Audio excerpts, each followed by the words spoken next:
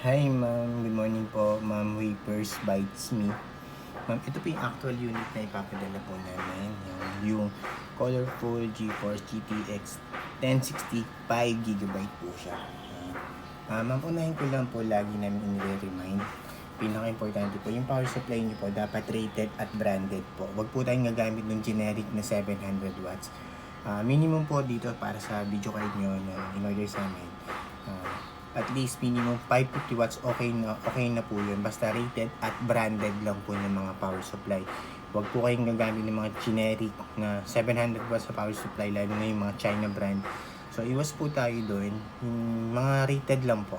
Okay, yung mga Corsair, Asus, Colorful, yung mga power supply na MSI, Corsair, yung si Sony, ganyan, yung mga makikita nyo po na branded. Yun po, 550 watts, goods na po para dito. Kahit po brand nyo yung binili nyo or use, kung gagamit po tayo ng mga hindi rated generic na power supply, hindi po magtatagal yan. Promise, guarantee po namin yan. Kaya po, yun lagi po namin ina-advise. Gamit po tayo ng rated at branded na power supply. Doon po tayo mag-invest. Napaka-importante.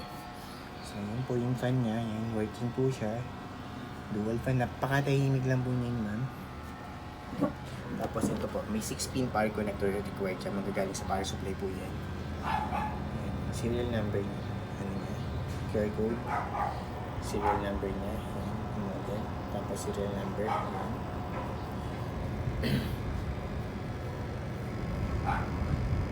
Ayan. Tapos, ma'am, meron po kami nilagay na warranty sticker. May warranty po kayo isa sa amin na 1 month. Mag-start po yung pag na-receive nyo na. Kaya po, yung warranty sticker po namin, ma'am, bawal po alisin para hindi po ma-void yung warranty nyo. Para pag may problem po, message nyo lang kami or ipadalhin po sa amin. As long as intact po yung warranty sticker, wala pong physical damage, papalitan po namin yung unit nyo. Basta po, yan, intact po yung warranty sticker, hindi po binuksan.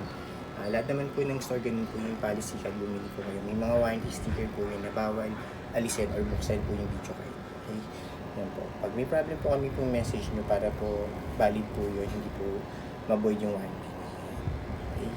Kung gusto nyo po alisin yan, pagtapos na po yung warranty, okay lang naman po. Pero as long as under po siya ng warranty sa amin, keep it po muna yung warranty sticker para security nyo rin po. Yan. Ito po yung per mark tinitest ko. Yan, tinitest po muna namin before po namin i-ship out today. Yan. Time running niya po dito. Yan, 4 minutes yan po yung 4 minutes 53 seconds. OpenGL errors none. NVIDIA GeForce GTX 1060 5GB. Napakatahimik lang po. Yung naririnig nyo, pan lang po yun. Yan. Alright. Close ko na po to. Ito po yung per mic. Yung po yung narin natin. Settings niya. Ito MSI Afterburner software po yan. Gusto ko lang po ipakita kung anong naririnig. Mga ano lang po yung software. Kahit anong brand po tayong kumamit dyan. GPU-Z. Full details and specs po sa GPU-Z. NVIDIA GeForce GTX 1060. Yan yung brand niya, colorful. Memory size niya 5192 MB or 5GB. Okay po, tapos driver check, right click lang po tayo dito. Pinaka-importante po, naka-install yung driver. Para alam nyo po na working. Kasi pag hindi po na-install yung driver, ibig sabihin po may sira po yung video card or incompatible po sa system unit nyo, sa PC nyo. So yun po. Wala po kayong magiging problema sa pag-install. Automatic install naman po yan yung driver.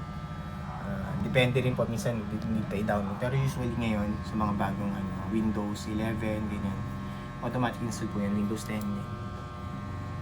Yan, system information yan. Okay. Tapos po, open ako Google Chrome. Yan.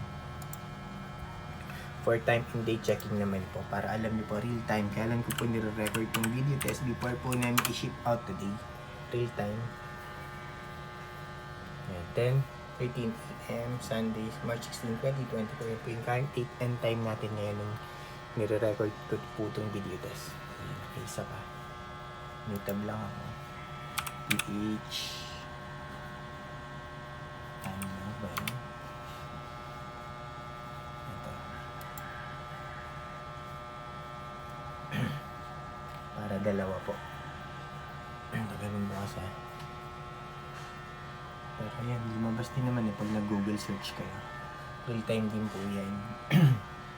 Tagal. Hindi na time lang na lang. Dito na lang. Pero yan. Para dalawa lang po yung reference natin. So yan, same lang. Pag gusto nyo po i-double check, yan po yung pwede nyo po check yung website. Ayan. Ito din po yung isa. Pag gusto nyo po ma-legit check at kung real time po siya. Ayan.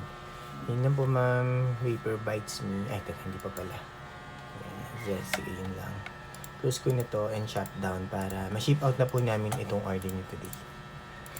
Thank you din po ma'am na tiwala kayo sa nire-recommend po namin. Yung RX 580 po talaga, umorder po kami nun. Ang dami. Ang dami din pong bumalik. Kaya na-return po namin sa supplier namin yun. Promise. Sayang po yung magiging pera nyo dahil hindi po tatagal.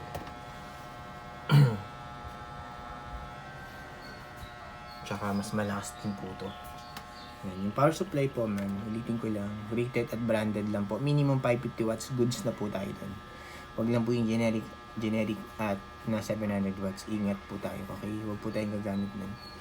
Yan. Malakas na po kasi itong video card nyo, kaya kailangan mag-invest na po kayo ng magandang power supply. Yan. May 6-pin power connector po, yung sinabi ko. Serial number nyo ulit.